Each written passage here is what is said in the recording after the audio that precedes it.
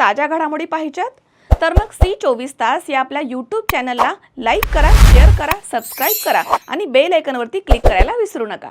माहूर तालुक्याला लागून असलेल्या पैनगंगा नदीपात्रामध्ये धनोडा आणि केरुळीच्या मध्ये राज्याचे मृद आणि जलसंधारण मंत्री नामदार संजय राठोड यांच्या हस्ते भूमिपूजन होऊन कामास 19 मार्च रोजी सुरुवात करण्यात आली आहे।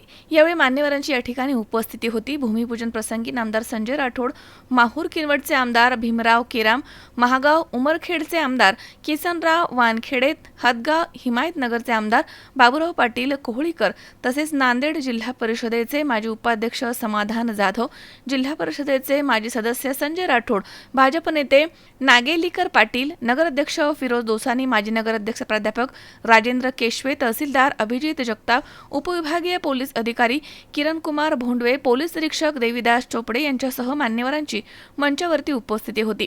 यावेळी बोलताना नामदार संजय राठोड यांनी म्हटले की मुख्यमंत्री देवेंद्रजी फडणवीस, नामदार राधाकृष्ण विखे पाटील हे पाणी व्यवस्थापनासाठी आग्रही असल्यानं पैनगंगा नदी पात्रासह राज्यामधील मृद आणि जलसंधारण विभागाच्या कामांना लवकर सुरुवात करण्यात येणार आहे।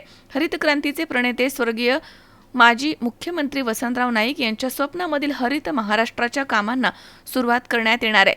माहूर किनवट, महागाव उमरखेड, हदगाव मतदारसंघामधील एकही शेतकरी कोरडवाहू राहणार नाही याची दक्षता घेत कामांचं नियोजन करण्यात आलं आहे असं त्यांनी म्हटलं।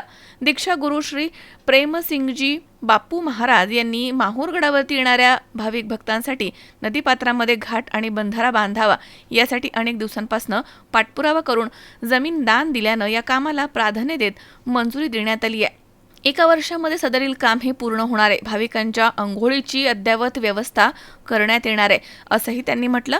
यावेळी झालेल्या भूमिपूजन कार्यक्रमात पदाधिकारी, अधिकारी, भाविक भक्त, नागरिक, कंत्राटदार यांची मोठी उपस्थिती होती।